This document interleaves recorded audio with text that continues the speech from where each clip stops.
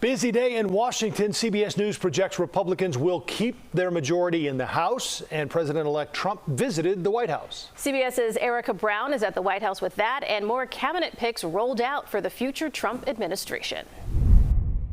President-elect Donald Trump's choice of Florida Representative Matt Gaetz as his attorney general sent shockwaves across the nation's capital. Gaetz, who has referred to January 6 rioters as political prisoners, is seen as a firebrand who became a star on the right for railing against the legal establishment. We ride or die with Donald John Trump to the end. Gaetz resigned from Congress Wednesday to pursue the Justice Department position. He was under investigation by the House Ethics Committee over an allegation he paid for sexual relations with a 17-year-old.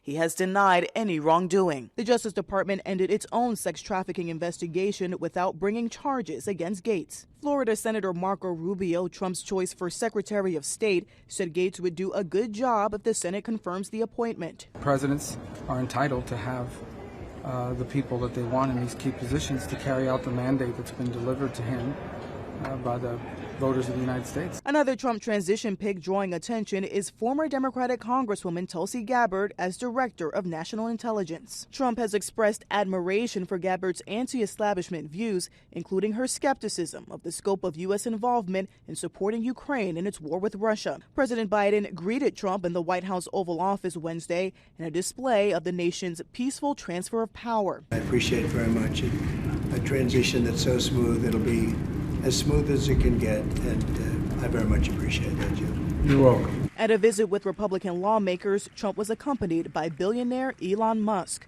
Trump is tasking Musk and tech entrepreneur Vivek Ramaswamy with heading up a new Department of Government Efficiency to cut the size of the government.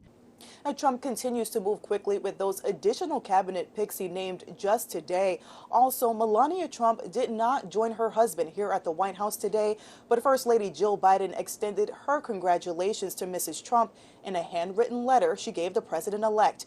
Reporting from the White House, Erica Brown, CBS News, Chicago.